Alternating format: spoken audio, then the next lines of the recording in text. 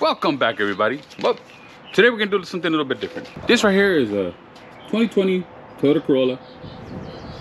It only has about 30,000 miles on it.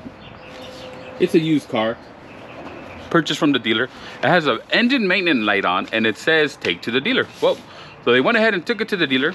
They pulled the code P268115, coolant bypass circuit. So based on the title of the video, you're gonna think I'm gonna be bashing the dealer. And I'm not. I know dealers are expensive. I know their labor rates are astronomical. I know factory parts are expensive because I worked there for 18 years. So I'm not gonna bash the dealer. I just wanna find out why they were charging $700 for this repair. They charged them $200 to diagnose it. I tried to put my little scan tool on it and see if I could pull a code, and I couldn't do it with my little cheapy scan tool. Here we are inside the car. If you start the vehicle up,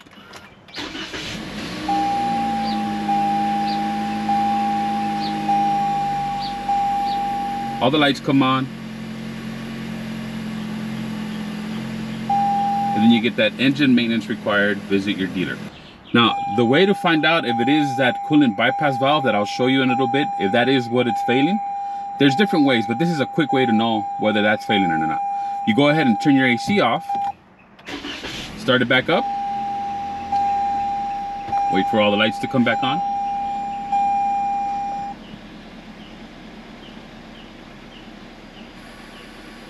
And the light doesn't come on. If we go ahead and turn the AC on, watch the light come on right away.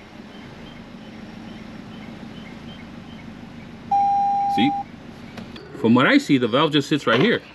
Right there. You see the top of it right there.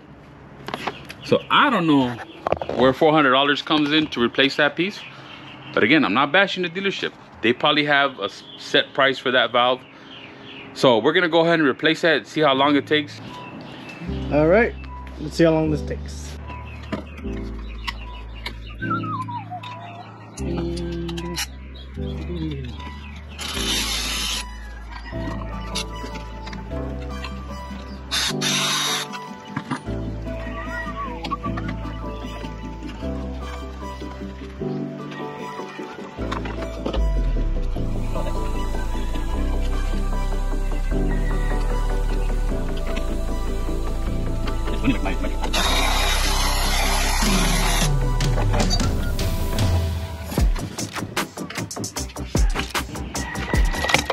So there's the valve right there. Right there. This right here. This part right here. Usually what you would do is one of these pins has to have power and the other is going to be the signal going back to the ECM. So I'm sure they would jump here, check for power, and that would kind of eliminate this as a problem. And then you would go ahead and check resistance on the valve right here. And if the resistance is bad, then you go ahead and replace the valve. But since Toyota already did that, all we're gonna do is replace the part.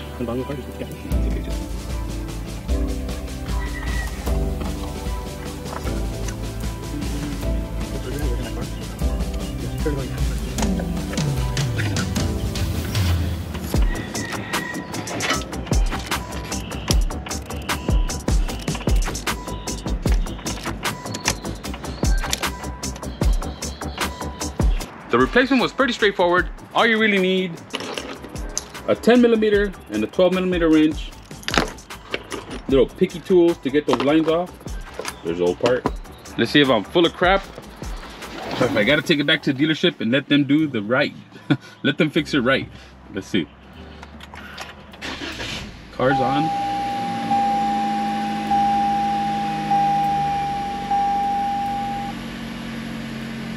There's no light. AC just turned on. AC's working and we have no light. So we're gonna call that a success. So they were gonna charge $700 for this whole repair. $200 of that, which was diagnosis. Now if if they actually put a DVOM on it and checked it, hats up, a thumbs up to you, Toyota. I don't know if they did or not, but they did charge for diagnosis and they did tell us it was that part. So we're gonna give that to them. The part was $109, so that means it's $200, $300, $400, $500, $600, $700, $400. $400. Where is there $400 in that repair? I don't see it. We actually timed it. 20 minutes. It took 20 minutes to do. And that's with me not being a Toyota mechanic. So I'm sure you Toyota mechanics out there can get that sucker out in less than that. All you Toyota techs out there, let me know why that cost $400. Or were we getting ripped off? I don't know. Another repair completed, done. Save Hector $400. Well, 200 because I'm gonna charge him 200. No, I'm just kidding. So we saved him some money. We fixed another car. Thanks again for watching these videos. Please give me a like. Please subscribe if you're liking the content.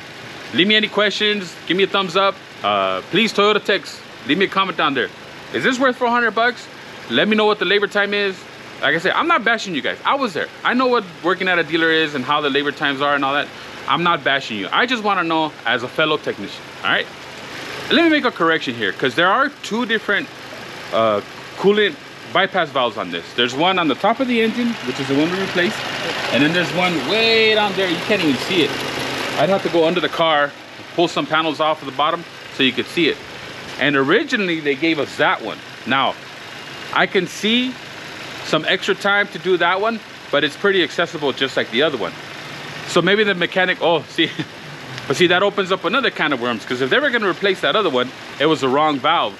So now they were going to do a $400 repair on the wrong part, right? So I don't know if they did it on purpose, because I understand they diagnose the vehicle, they tell us what is wrong. Now I'm like, hey man, what's the part so I can fix it myself? I get it. I'm not even going to get into that, because like I said, I worked at a dealer. I know how that works. So originally they were going to give us this one right here. And if you look, that one is connected to the oil cooler, which I'm assuming that's the engine oil cooler. And the one we replaced is right here. Same basic part number. The only difference is where they're located and the way they connect, because the bottom one you need hose clamps to put on. So originally they gave us that other one. I don't know if they're screwing with us, because they're like, hey man, we told you what's wrong with it, now you want to fix it. Hey man, screw you, consumer. Either way, it's fixed. Whether it was the wrong part or not, whether they're trying to screw us or not, I don't know, man. But if you want to save yourself $400, it's an easy repair. But thanks for watching. Leave me a comment. Do all that stuff. Like, subscribe, all that. And I'll catch you on the next one.